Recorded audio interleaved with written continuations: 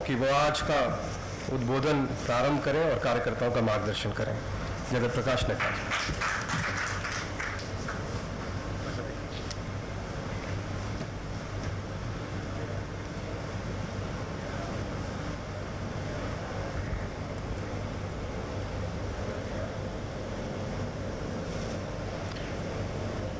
आज के इस बलिदान दिवस के कार्यक्रम में मंच पर मेरे साथ उपस्थित भारतीय जनता पार्टी के वरिष्ठ नेता, जिनसे हम लोगों ने अपने युवा काल में प्रेरणा ली और जिनसे दृष्टि ली, ऐसे हमारे सम्माननीय विजय कुमार मल्होत्रा जी,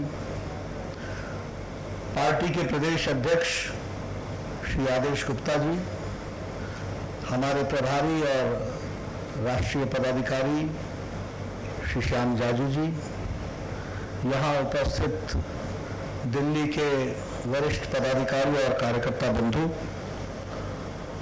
और वर्चुअल रैली के माध्यम से जुड़े हुए हमारे सभी सांसद, यहाँ मीनाक्षी लेखी जी बैठी हैं, बाकी सभी पदाधिकारी हैं, और मैं विजुअल में देख पा रहा हूँ वर्चुअल कॉन्फ्रेंस में हमारे तिवारी जी गाड़ी में सवारी करते हुए मुझे सुन रहे हैं, और उसी तरीके से हमारे विजय गोयल जी मास्क हटा करके वो भी देख रहे हैं। तो दूरदर्शन भी हो रहा है उनका, दूर से लेकिन दर्शन हो रहा है।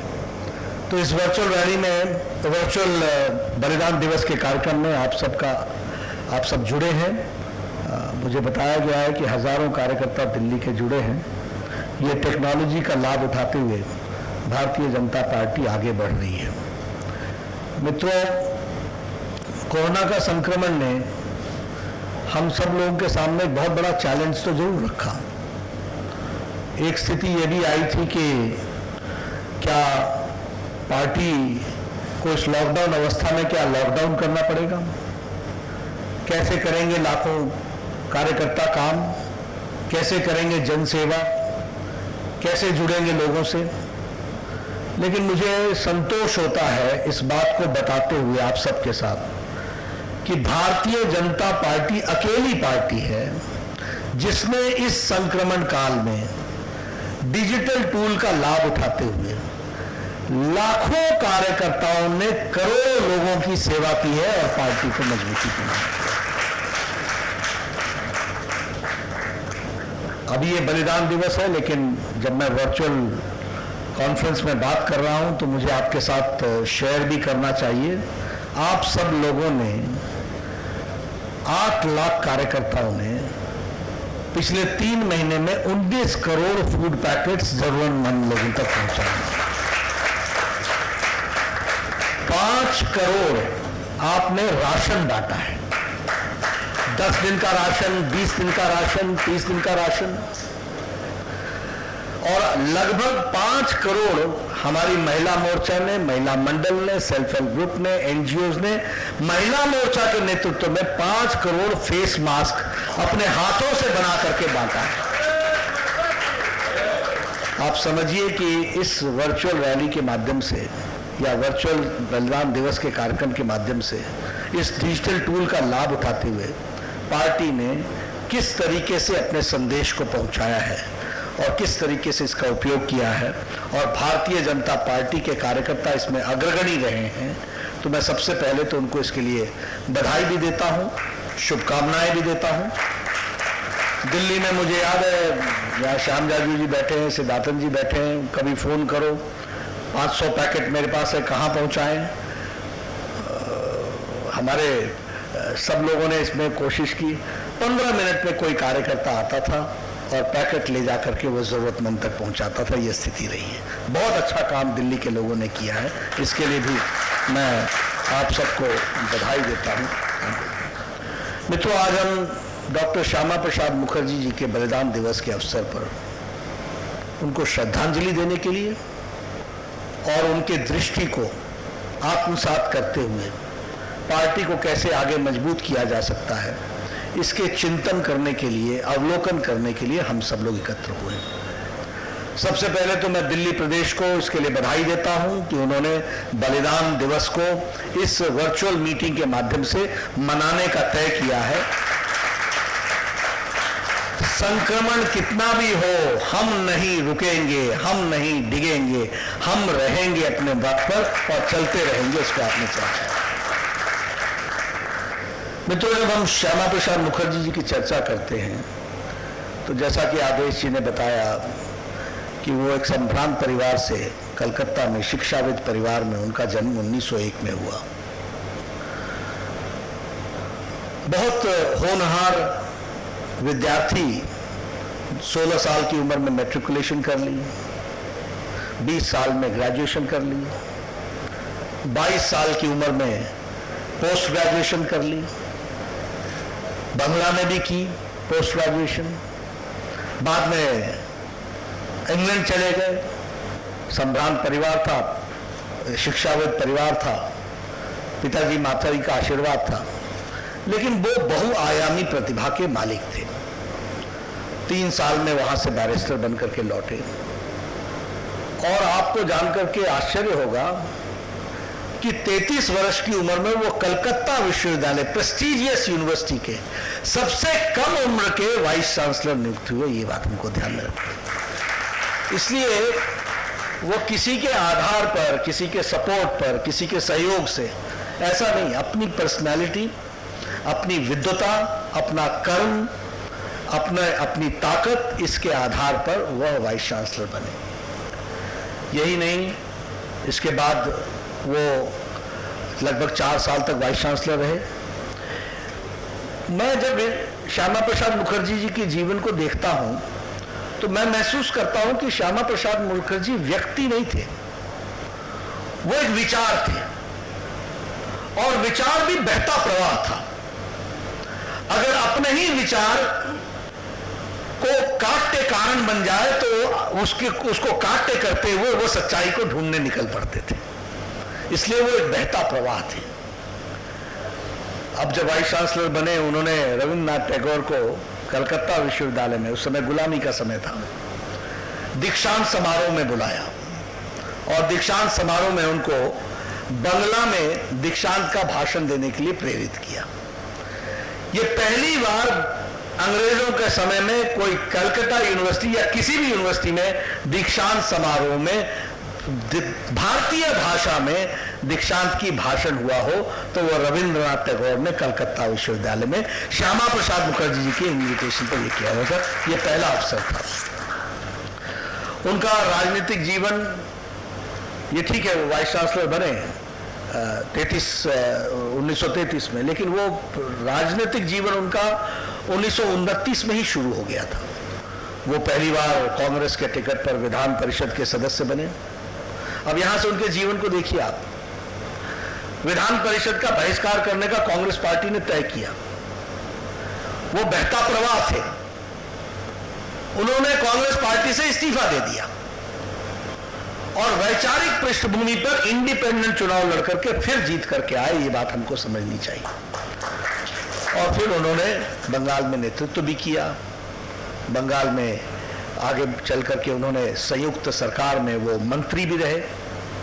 मंत्री रह करके मंत्री पद से इस्तीफा भी दिया। यानी आप देखिएगा उनके जीवन में कोई पद उनका लक्ष्य नहीं था। जब जब कोई पद लक्ष्य के प्रति रोड़ा बना तो उन्होंने उस पद को धिक्कार कर दिया, उसको छोड़ दिया, लेकिन वो उसके साथ आगे चले। इस बात को समझिए। अब उस समय का कारण क्या था? आपको मालूम होगा कि मुस्लिम तुष्टीकरण की नीति के बीच उस समय के अंग्रेज बो रहे थे, उनको प्रोत्साहित कर रहे थे और बंगाल को आगे पाकिस्तान में ले जाने की तैयारी हो रही थी। तो श्यामा प्रसाद मुखर्जी ने आंदोलन चला करके बंगाल के विभाजन के लिए योजन किया ताकि ये जो आज वेस्ट पाकिस्तान है, वेस्ट बंगाल जिसको बोलते हैं, ये भारत का अंग रह जाए। इस बात को उन्होंने कहा। इस बात को हम लोग को ध्यान में रखना चाहिए। ईस्ट पाकिस्तान तो बन गया, वो जो ईस्ट बंगाल था। इसीलिए श्यामा प्रसाद मुखर्जी बहुत बार ये इस बात को कहते थे कि अगर जिन्ना ने भारत को तोड़ने की कोशिश की तो हमने पाकिस्तान को तोड़ा है, इस बात को वो कहा करते थे। और उस समय अर्थ था, सारा आसाम जा रहा था। जवाहरलाल नेहरू ने कह दिया था, our heart goes with the people of Assam. ये सारे का सारा जाने की तैयारी में था। पंजाब का बहुत बड़ा हिस्सा जा रहा था, लेकिन उन्होंने एक आंदोलन करके बंगाल को भी बचाया, पंजाब को भी बचाया, असम को भी बचाया, और भारत की धरती पर भारत के उसमें रहा। इस बात को हमको समझना चाहिए। वो 1941-42 में जहां मंत्री बने, राष्ट्रवाद से उसके बाद वो आकर्षित हुए, मंत्रिपरिषद उन्होंने छोड़ा, वो राष्ट्रवाद से आकर्षित हुए, हिंदू महासभा में गए। हिंदू महासभा की दृष्टि से उन्होंने काम को शुरू किया और काम को अंजाम देने का प्रयास किया और कोशिश ये की कि समाज की सेवा की जा सके। इसी समय में बहुत बड़ा अकाल बंगाल में आया था, एक संक्रमण आया था। उस अकाल के दौरान 1943 में 1943 में श्यामा प्रसाद मुखर्जी ने बंगाल की लीडरशिप अपने हाथों में संभाली और सबसे बड़ा सेवा कार्य उनके नेतृत्व में बंगाल में हुआ। और लोग याद रखते हैं कि उनके दिल में जो मलहम लगाने की ताकत थी, लोगों को आत्मसात करने की ताकत थी, लोगों का सहयोग करने की ताकत थी। बंगाल के लिए जब उन्होंने अपील की तो लोगों ने बड़ी मात्रा में उनका सहयोग किया और 2 समितियों का गठन करके उन्होंने धन भी अर्जित किया समाज के लिए और अनाज भी इकट्ठा किया और बड़ी मात्रा में बंगाल के लोगों की सेवा की। और उससे वह बंगाल में उन्होंने एक अपनी छवि बनाई। लोगों में रिस्पेक्ट के साथ साथ एक प्यार, ममता बिखेरने वाला, ममता देने वाला, ऐसे श्यामा प्रसाद मुखर्जी का हम सबको जीवन देखने को मिलता है और ये सब उनके साथ हमने देखा है। बाद में वो सांसद बने। जब सांसद बने तो उस समय भी वो संयुक्त विपक्ष के नेता और प्रवक्ता बनाए गए। उस समय अकाली दल भी जुड़ा विपक्ष के दृष्टि से, बाकी छोटे दल जुड़े, इंडिपेंडेंट्स जुड़े, सबका नेतृत्व श्यामा प्रसाद मुखर्जी जी को दिया गया। ये हमको ध्यान में रखना चाहिए। उसी समय, हालांकि वो कांग्रेस पार्टी को छोड़ चुके थे, लेकिन वो सांसद थे। उस समय महात्मा गांधी ने एक विचार दिया था कि हमको पार्टी से बाहर के लोगों को भी मंत्री बनाना चाहिए और 2 लोग उस समय मंत्री बनाए गए थे। एक डॉक्टर भीमराव अंबेडकर जो कानून मंत्री बने थे और एक डॉक्टर श्यामा प्रसाद मुखर्जी जो उपभोक्ता मंत्री और उद्योग मंत्री बने। उद्योग मंत्री की दृष्टि से उन्होंने जहां चितरंजन लोकोमोटिव फैक्ट्री खड़ी की, रिफाइनरीज खड़ी की, बड़े बड़े काम किए, लोकोमोटिव इंफ्रास्ट्रक्चर खड़ा किया, एयर इंफ्रास्ट्रक्चर बैंगलोर में खड़ा किया, एयरक्राफ्ट इंफ्रास्ट्रक्चर के लिए बैंगलोर में उन्होंने बेंगलुरु में काम किया, एक अपनी छवि बनाई। लेकिन जैसा मैंने कहा कि वो बहता प्रवाह थे और विचार के व्यक्ति नहीं विचार थे। नेहरू लियाकत पैक्ट हुआ और नेहरू लियाकत पैक्ट के तहत यह तय हुआ कि जो विभाजन हुआ है उस विभाजन में जो माइनॉरिटी सेक्शन के लोग हैं उनकी चिंता हर एक देश, लियाकत अली इसकी चिंता पाकिस्तान में करेंगे और भारत में जवाहरलाल नेहरू इसकी चिंता करेंगे कि माइनॉरिटीज के बारे में देख रेख हो। उस समय श्यामा प्रसाद मुखर्जी जी ने बहुत सीरियस प्रश्न उठाया और सीरियस प्रश्न यह था कि हिंदुस्तान में माइनॉरिटीज का रिलीजियस परसिक्यूशन कहां हो रहा है। हिंदुस्तान में मुस्लिम पाकिस्तान ईस्ट और वेस्ट से ज्यादा संख्या में मुसलमान भारत में हैं और पूरी इज्जत के साथ रह रहे हैं। दिक्कत तो पाकिस्तान ईस्ट और वेस्ट पाकिस्तान में आई है। 23% से जनसंख्या घट करके नीचे आ गई, 22% से 24% से जनसंख्या घट करके नीचे आ गई। आज तो ये जनसंख्या 3 और 7 रह गई है। बांग्लादेश में 7% रह गई, पाकिस्तान में 3% रह गई। लेकिन उस समय बहुत तीव्र गति से घट रहा था और लियाकत अली उस समय जब पैक्ट हुआ था तो उन्होंने कहा था कि it is a lip service, ये सिर्फ कहने के लिए है, ये हो नहीं रहा है। और नेहरू जी आप गलत तरीके से इसमें एंटर कर रहे हैं, इससे देश का हित नहीं होगा। उसी समय महात्मा गांधी ने कहा था कि जो लोग धार्मिक कारणों से वहां प्रताड़ित हो रहे हैं उनको यहां बसाया जाए। सभी नेताओं ने इस बात को कहा, लेकिन वहां पर यह कहा गया मत आओ मत आओ, तुम्हारी सुरक्षा होगी, और वो सुरक्षा नहीं हुई। इस बात को ध्यान में रखते हुए हमारे श्यामा प्रसाद मुखर्जी ने यह कह दिया कि हम इस मंत्रिमंडल में नहीं रहेंगे। बाद में हमारे यहां भी महात्मा गांधी के शहादत के बाद उस समय के कारणों से आरएसएस पर बैन हुआ था। बाद में आरएसएस पर बैन उठा, क्योंकि हम सब जानते हैं कि राष्ट्रभक्त संगठन राष्ट्रीय स्वयंसेवक संघ देश की सेवा कर रहा था। उस समय गुरु गोलवलकर जी ने तय किया कि हमारा भी राजनीतिक दृष्टि से विचार के प्रदान होना चाहिए, और धीरे धीरे हम सबको मालूम है कि उस विचार को बढ़ाते हुए हमारे सभी लोगों ने भारतीय जनसंघ की स्थापना की। और जब भारतीय जनसंघ की स्थापना की गई तो उस समय शुरुआती दौर में संस्थापक अध्यक्ष के रूप में डॉक्टर श्यामा प्रसाद मुखर्जी को अध्यक्ष बनाया गया। इस समय तक जम्मू कश्मीर में एक खिचड़ी पक रही थी। जवाहरलाल नेहरू जी के बारे में हम सब जानते हैं कि कई ऐसे निर्णय लिए गए जिसमें लम्हों ने खता की थी और सदियों ने सजा पाई थी, और वही खता वो जम्मू कश्मीर में कर रहे थे। महाराजा हरि सिंह ने जम्मू कश्मीर का कंप्लीट इंस्ट्रूमेंट ऑफ एक्सेशन पर हस्ताक्षर कर दिया था। उस जम्मू कश्मीर के इंस्ट्रूमेंट ऑफ एक्सेशन में कहा गया था कि जहां जहां तक की जमीन महाराजा हरि सिंह के आधिपत्य में है वो भारत के गणराज्य में शामिल होता है, और भारत के संविधान के प्रथम शेड्यूल में, फर्स्ट शेड्यूल में 15वीं स्टेट के रूप में स्टेट ऑफ जम्मू कश्मीर विराजमान होता है। यह उसमें जोड़ा गया था।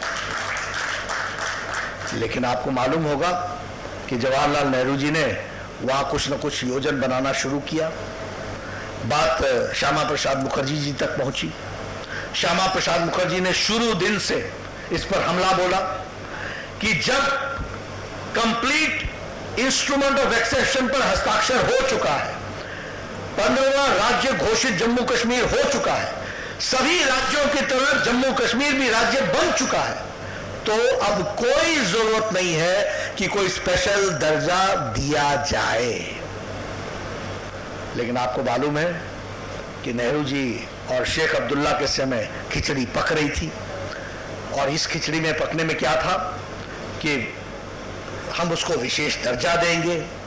उस विशेष दर्जा को देने के लिए संविधान सभा में आर्टिकल 370 को रखने का काम किया गया।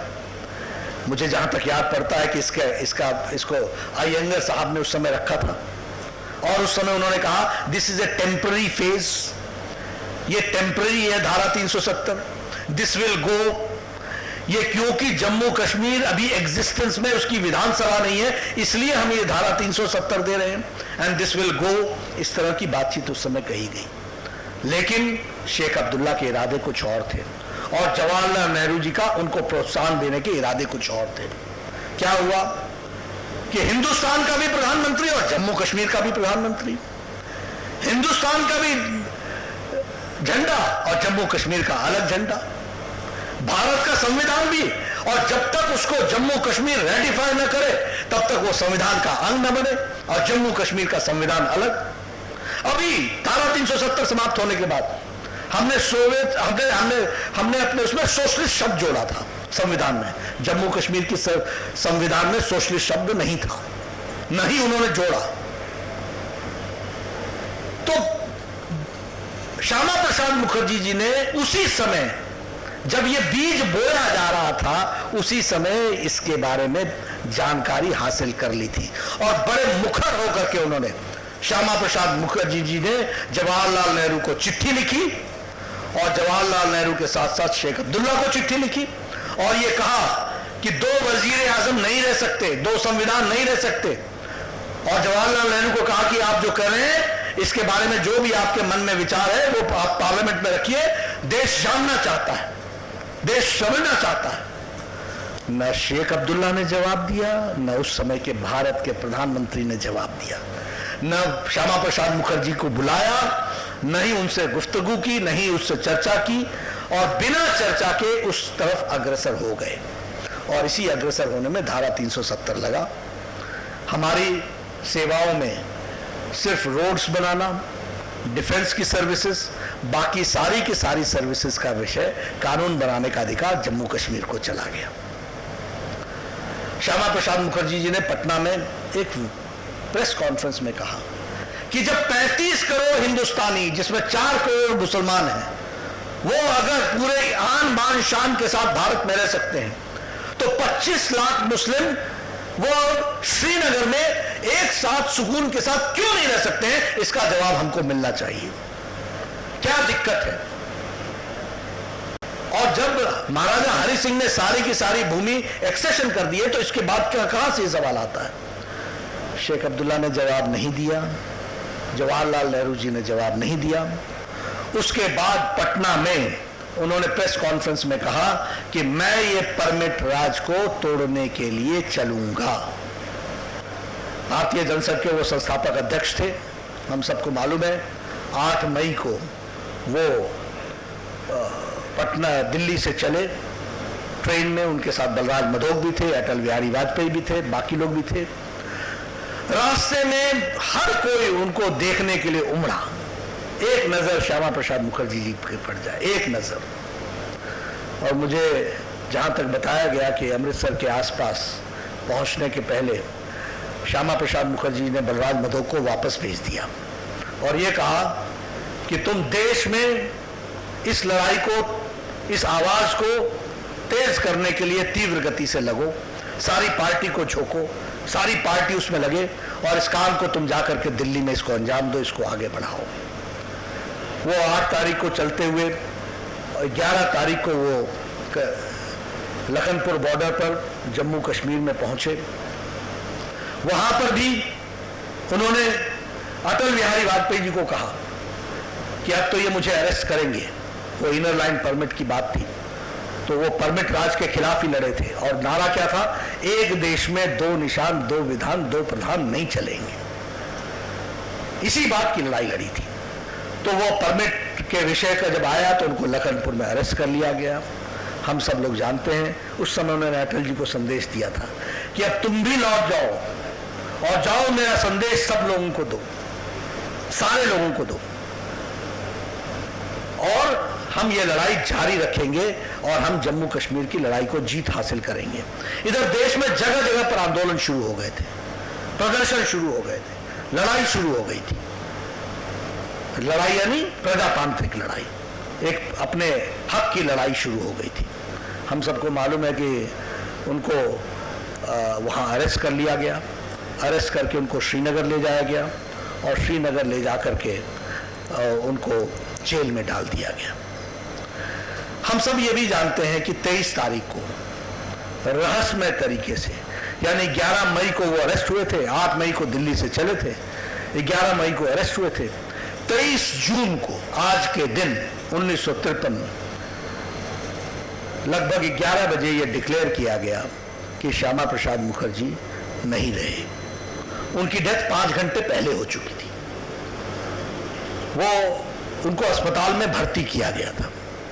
कोई रिकॉर्ड नहीं था कि अस्पताल में कब भर्ती किया गया, कोई रिकॉर्ड नहीं था कि किस कारण से भर्ती किया गया, कोई रिकॉर्ड नहीं था कि उनको क्या बीमारी लगी थी। एक रहस्यमय तरीके से श्रीनगर में उन्होंने अंतिम सांस ली और वो बलिदान हो गए। हम सबको ये ध्यान रखना चाहिए कि खंडित भारत का अखंडता के लिए लड़ता हुआ श्यामा प्रसाद मुखर्जी का पहला बलिदान था। इस बात को हमको समझना, पहला बलिदान।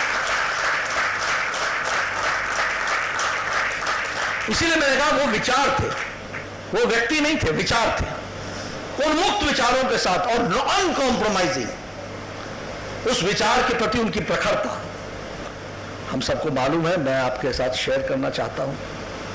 जब पत्रकार ने शेख अब्दुल्ला से पूछा, जब उनकी बॉडी श्रीनगर के एयरपोर्ट से कलकत्ता के लिए रवाना हो लगी, तो शेख अब्दुल्ला ने कहा, I have got no comments to give. आप सोचिए आप सोचिए कि कितना इनह्यूमन और कितना जिसे कहते हैं कि बैर रखने वाला मन एक नेता का स्पष्टता से दिखता है। ये बात निकलती है। इतना ही नहीं, 11 मई के और 23 जून के बीच में जवाहरलाल नेहरू 5 दिन के लिए श्रीनगर गए, 4 या 5 दिन के लिए। न शेख अब्दुल्ला ने जवाहरलाल नेहरू से श्यामा प्रसाद मुखर्जी की चर्चा की, न ही जवाहरलाल नेहरू ने शेख अब्दुल्ला से हाल पूछा। बाद में उन्होंने एक चिट्ठी लिखी कि आप दिल्ली ले जाना चाहते हैं तो आप ले जाएं, उसका जवाब नेहरू ने नहीं दिया। ये देश की घटनाएं हैं ऑन रिकॉर्ड।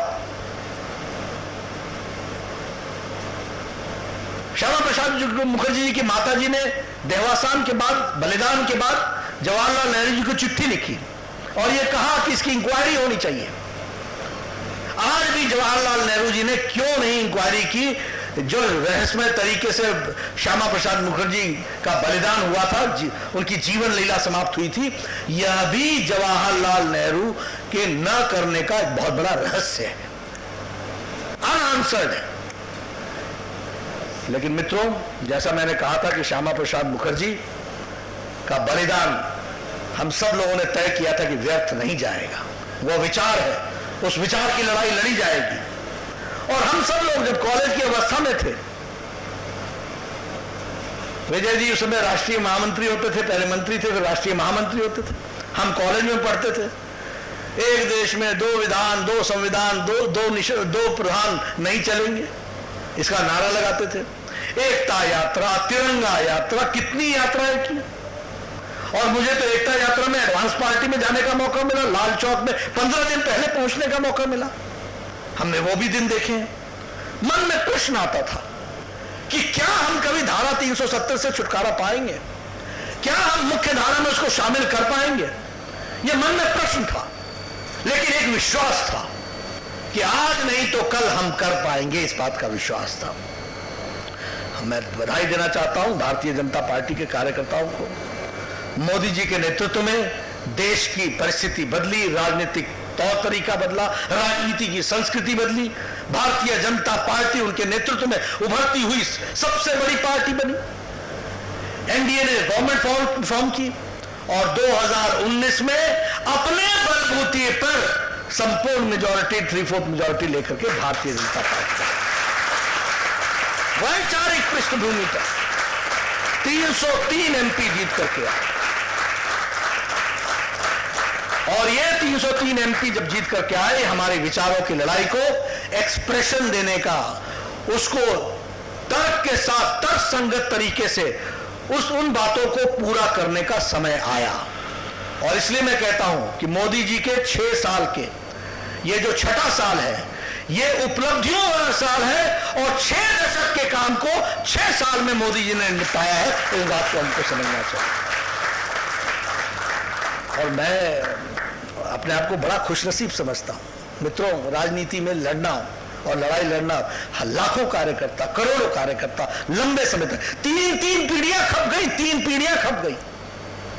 आप सोचिए मेरी क्या स्थिति रही होगी जब मैं 5 अगस्त को गृह मंत्री के बगल वाले कुर्सी पर बैठा होऊंगा और गृह मंत्री वो कागज पढ़ रहे होंगे कि मैं धारा 370 को, इस संविधान के अनुच्छेद के तहत इसको निरस्त करता हूं, 35A को समाप्त करता हूं।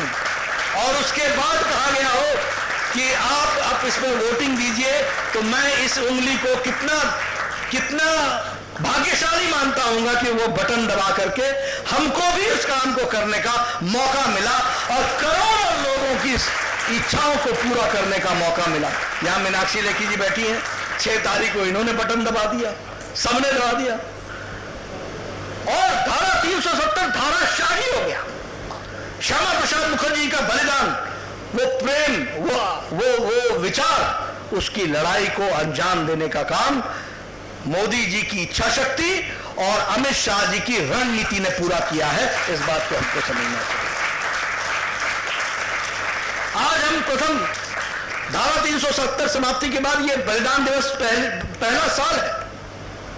आप समझिए कि हम पिछले साल भी हमने भाषण दिया था, पिछले साल भी हमने कहा था। मुझे याद है, मैं वहां पार्क में दिल्ली प्रदेश के कार्यकर्ताओं के साथ गया था, तो उस दिन हमने क्या कहा था कि ये धारा 370 की लड़ाई चलेगी, श्यामा प्रसाद मुखर्जी जी का बलिदान व्यर्थ नहीं जाएगा। लेकिन यह कल्पना कि अगले साल उसको हम पूरा कर पाएंगे, ये इसकी खुशी का इजहार हम सब लोग कर सकते हैं। लेकिन मित्रों, आप याद करो, ये कांग्रेस पार्टी के हाथी के दांत दिखाने के और खाने और रहे। मतलब भारत का प्रधानमंत्री अपने सांसद जो अरेस्ट है श्रीनगर में 5 दिन के लिए रहे और पूछे नहीं, और वहां का मुख्यमंत्री प्रधानमंत्री को न बताए न पूछे। क्या अवस्था रही होगी, किन अवस्थाओं में लड़ते होंगे। आज हम भी लड़ रहे हैं। भारतीय जनता पार्टी इतनी मजबूत हो गई है कि हमारा कार्यकर्ता राजनीतिक कारणों से अगर हिरासत में जाता है, घंटों में हम वापस लेकर के आते हैं। यह परिस्थिति बनती है, घंटों में। एक तो होने नहीं देते, राजनीतिक कारणों से प्रताड़ना सह नहीं सकते, यह ताकत आ जाई है। लेकिन हमारे देश का नेता, संस्थापक अध्यक्ष, सांसद और वैचारिक पृष्ठभूमि पर श्यामा प्रसाद मुखर्जी जी का एक अपना व्यक्तित्व था, पार्टी से ऊपर उठकर के उनका व्यक्तित्व था। उस समय जनसंघ को उनके अध्यक्ष बनने से ताकत मिली थी, यह उनका व्यक्तित्व था। सब लोग उनके साथ जुड़ना चाहते थे, क्या पक्ष क्या विपक्ष। लेकिन उस समय जो अंदर पक रहा था जवाहरलाल नेहरू जी के नेतृत्व में, जो शेख अब्दुल्ला के नेतृत्व में, उसका करारा जवाब भारतीय जनता पार्टी के करोड़ों करोड़ों कार्यकर्ताओं ने जमीनी स्तर पर लड़ करके मोदी जी के नेतृत्व में एक ताकतवर सरकार बनाकर और मोदी जी की इच्छा शक्ति को पूरा करते हुए अमित शाह जी की रणनीति के माध्यम से इसको हम पूरा कर पाए हैं। इसके लिए मैं आपको बधाई देना चाहता हूं।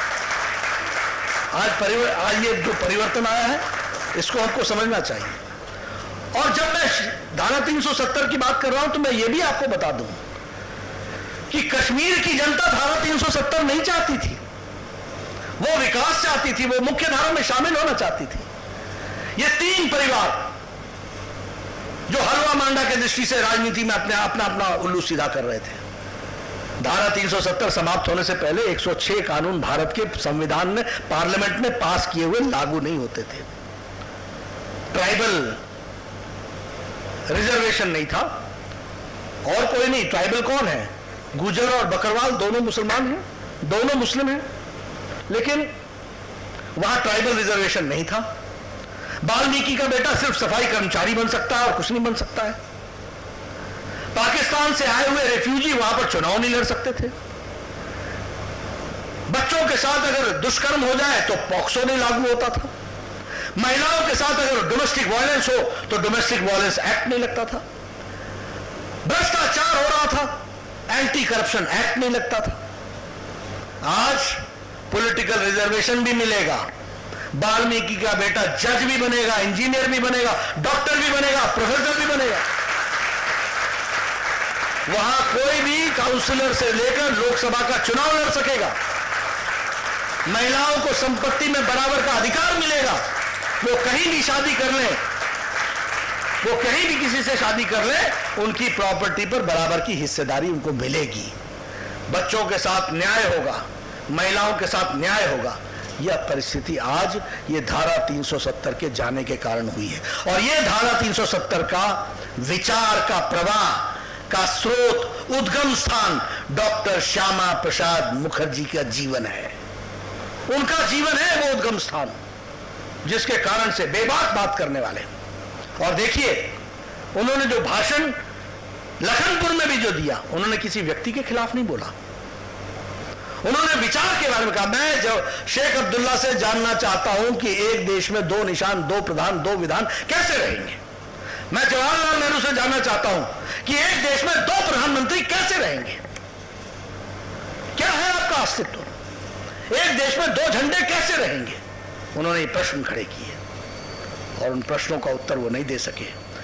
पार्टी के करोड़ों कार्यकर्ताओं ने अपना त्याग बलिदान लगाकर और 3 पीढ़ियां खपत करते हुए आज ये ताकत आई है कि हम यहाँ पर खड़े होकर के दिल्ली प्रदेश कार्यकर्ताओं के साथ वो श्यामा प्रसाद मुखर्जी का दिया हुआ लक्ष्य पूरा करते हुए उनका बलिदान दिवस मना रहे हैं और उनसे प्रेरणा लेकर के इस दृष्टि को आगे बढ़ा रहे हैं। इसके ज़्यादा खुशी का विषय क्या हो सकता है। हमें ये सुकून है कि हम कह सकते हैं कि आपका बलिदान व्यर्थ नहीं, पार्टी के कार्यकर्ताओं ने मोदी जी के नेतृत्व में उसको पूरा करने का काम किया है। एकांगी भारत को पूरा जोड़ने का काम किया है, एक लड़ी में पिरोने का काम किया है। तो मित्रों, मैं इतना ही हम अपने कार्यकर्ताओं से निवेदन करूंगा। ये व्यक्तिगत रूप में मैं कहना चाहता हूं, आप सब लोग, हम सब लोग राजनीति में काम कर रहे हैं। हम कभी कभी काम करते करते दिशा से भटक जाते हैं। राजनीति के प्रलोभन भी ऐसे होते हैं कि हमको भटकाने के लिए बहुत से रास्ते में प्रलोभन भी मिलते हैं, क्योंकि ये राजनीति में सत्ता भी आती है, सत्ता के साथ साथ मन भटकाव भी आता है। हम सब राजनीतिक कार्यकर्ता हैं। अगर श्यामा प्रसाद मुखर्जी जी से कुछ सीखना है तो याद रखना, राजनीति में कभी किसी पद से जुड़ाव मत करना। राजनीति में जुड़ाव करना तो विचार से करना, एक नहीं अनेकों पद मिलते चले जाए। विचार से जुड़ना, उस विचार को मजबूत रखना है। वो रहेगा तो हम रहेंगे, वो रहेगा तो पार्टी रहेगी, वो रहेगा तो पार्टी में ताजी हवा आएगी, वो रहेगा तो हम ताजगी में काम कर सकेंगे। इसलिए मैं आप सबसे निवेदन करना चाहता हूं कि श्यामा प्रसाद मुखर्जी के जीवन से सीखना है तो निर्भीक होना सीखो। श्यामा प्रसाद मुखर्जी के जीवन से सीखना है तो विचारों के प्रति समर्पण सीखो। श्यामा प्रसाद मुखर्जी के साथ से सीखना है तो ज्ञान अर्जन सीखो। श्यामा प्रसाद मुखर्जी के जीवन से कुछ सीखना है तो त्याग करना सीखो। श्यामा प्रसाद मुखर्जी के जीवन से सुनना है तो सबको साथ चलाने की ताकत पैदा करो। सच्ची श्रद्धांजलि हम सब लोग श्यामा प्रसाद मुखर्जी के छोटे से छोटा गुण भी, उसको कण मात्र भी अगर हम अपने में संजो लेंगे तो हम विचारधारा का बहुत भला करेंगे। इस बात को हमको समझना चाहिए। यही उनके प्रति सच्ची श्रद्धांजलि होगी। मैं अपनी ओर से, आप सब की ओर से उनको आज याद करके, और हमारे जो हजारों कार्यकर्ता, विजय जी सर हिला रहे हैं, मैं देख रहा हूँ मेरी बात की हामी भर रहे हैं। अब विनय तिवारी जी भी लगे थोड़ा सा हमारी बात में हामी रखने के लिए। मैं उधर विजेंद्र को भी देख रहा हूँ, बाकी लोगों को भी देख रहा हूँ, मैं बिदूरी साहब को भी देख रहा हूँ, वो भी बैठे हैं। आप सब लोग इस तरीके से विजुअल कॉन्फ्रेंसिंग के माध्यम से जुड़े हैं, इस टेक्नोलॉजी का लाभ उठाया है। मैं आपके साथ सिर्फ शेयर कर रहा हूँ। अभी मैं 36वीं वर्चुअल रैली करके आया हूँ। असम में मेरे साथ फेसबुक और लाइव कनेक्शन और व्हाट्सएप ग्रुप में जो कनेक्शन दिए गए थे उसमें जुड़ने वालों की संख्या 33 लाख थी, 33 लाख। परसों मैं राजस्थान के कार्यकर्ताओं के साथ जुड़ा, उसकी संख्या 70 लाख थी। और अमित शाह जी जब बंगाल में जुड़े थे तो उसकी संख्या 1 करोड़ थी। तो आप समझ सकते हैं कि इस वर्चुअल रैली की ताकत क्या है। और आवश्यकता ही आविष्कार की जननी है। Necessity is the mother of invention. Party has gone forward in this direction. करोड़ों लोगों को हम संबोधित कर पाए हैं, करोड़ों लोगों को। अभी मैं अपने असम के लोगों को से जुड़ करके आया हूं, उनके साथ मिल करके आया हूं। तो मित्रों, दिल्ली में 15 मिनट के अंतर पर अगर मैं एक तरफ आसाम के 33 लाख लोगों से जुड़ सकता हूं और यहां मैं हजारों लोगों के साथ जुड़ सकता हूं, तो पार्टी कितना कम लागत में कितनी दूर तक अपना संदेश पहुंचा सकती है, इस बात को समझना चाहिए और इसको भी हमको आगे बढ़ाना चाहिए। मैं कहूंगा इसको आगे बढ़ाना चाहिए। घर बैठे लोग व्हाट्सएप पर पूरी लाइव सुन रहे हैं, पूरी लाइव देख रहे हैं। आप समझिए क्या ताकत है इसकी। इसलिए मैं चाहूंगा कि आप सब लोग भी इस डिजिटल वर्ल्ड का उपयोग करें। जब तक कोरोना का साया है तब तक हम लोग, सब लोग stay safe, respect everybody but suspect everybody. Distance रखना जरूरी है, अपने आप को संभालना जरूरी है, हाथ साफ रखने जरूरी है, सैनिटाइजर बारंबार लगाना जरूरी है, साबुन से हाथ धोना जरूरी है, दोस्ती भी करनी है, लेकिन वो दोस्ती बनी रहे इसलिए दूरी भी रखनी जरूरी है, इस बात को हम समझें। यही मैं आपसे कहना चाहता हूं। आपने मेरी बात सुनी, आपका बहुत बहुत धन्यवाद।